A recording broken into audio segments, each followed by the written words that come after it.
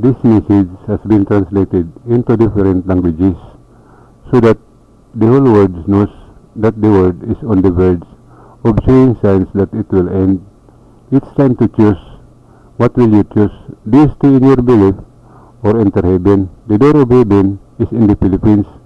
Christ Jesus is already calling people who want to enter heaven. It's a commandment, not this religion. This is not a threat. It is informing the truth that the punishment will soon come and the world will end. Before this happens, there is a word that was placed in a country. This is the promise of Mindanao, Philippines. There is water for cleansing inside the body and soul of the people. There is a single person who has been given the rights to teach the will of the Creator and bring to the people there at the door of paradise in heaven. The dirty in human body needs to come out. He will teach how to get it out because the dirty cannot enter heaven. In the calendar it is written how to follow His will.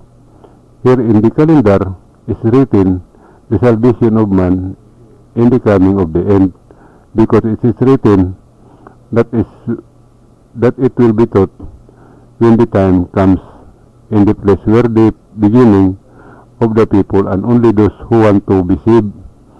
People don't want to hear about the end of the world because they are afraid.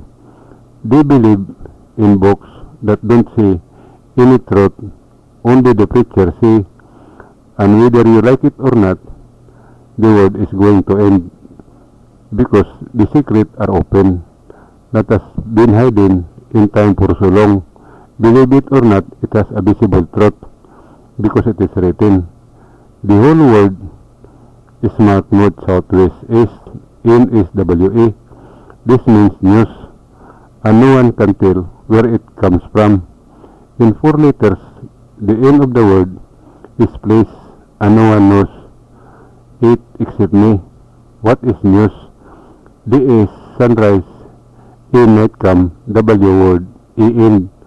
Here in the name of the Pilipinas or Philippines is written the true name of the Creator and His command or will. It has been uploaded to YouTube so that it is easy to see this channel. Type Minando Heavenly News, click on my picture, click on the video.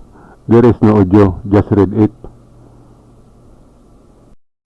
These videos are from the beginning of the creation of life in the heavenly paradise until where the different species, colors, and words of man came from. The NNKI or Omega Alpha, each of them has a commandment for man to do. The will of the Creator is to 7 days and adjust. All His commandments will be taught in that place before man begins. The first 7 is the 7 days or a week, whatever day. The second 7 is the giving of blessing. All of these days are visible. The 10 commandments were given to Moses did not say that there is forgiveness. In return for his forgiveness is this. The last commandment is His will, so that people will remain alive when the end comes, and will be taught in the place where the person starts, and it is only for those people who want to be saved when the end comes. To everyone who want to enter paradise in heaven, the first step to take is to drink water that has spirit and follow those who teach it is the will of the Creator to do it truthfully, because this is the exchange for His forgiveness. It is news or commandments, not this religion. My words are from nature, not from books. Books are man-made. It was done in their questioning. All their question, nothing comes from heaven. So don't believe it because it will lead people to hell. Follow this channel because I have more to say and explain about human salvation. When the end of the world comes, there is only one way to salvation.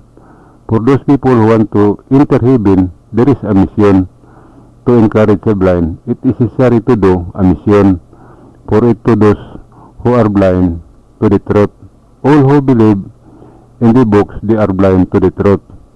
There is no need to explain. The question is what to do. This channel will post type on YouTube Minando Hebenenius, when someone asks or comments, it means that the mission is over. To use social media such as Facebook, Instagram, Twitter, etc. to do the mission. Click like to know me if you are doing the mission.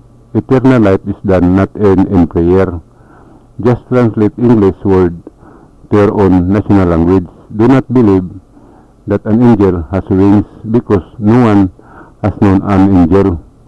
I hope you will be one of those who will be with me there at the door of paradise in heaven. There is only one heaven and only one way. Mabuhay. Questions. Is there a creator? What is his name? What are his commands? Does the world have an end? How does this happen? Is there a heaven? How to enter heaven? All the answers are placed in nature in the name of the country of the Philippines. These are the words of the time in the name of the three groups of islands, Luzon, Visayas, and Mindanao. Their names and letters are words of the time. It must be explained by the actual because this is the end of the world and it contains the name of the Creator and His will. There is a sign of the end. The beginning and the end are written here. How the end of the world will happen, who will enter heaven, and there is a number of people who will enter heaven. It cannot be changed because it is written. There is an explanation that has been uploaded on YouTube about the three women called Filipinas because the world is at the border. It needs to be open so that all the people who want to enter heaven know because eternal life is being done and the time is limited. So I am here to read and explain to everyone using the word from the angels that they give to Mary when they visited the baby Christ Jesus. This is the letter in the call Omega Alpha, word Bismillah, and number calendar. Those who don't want to believe, don't force. The letter that are added to the words is NWA, in the call South, North, West, and East.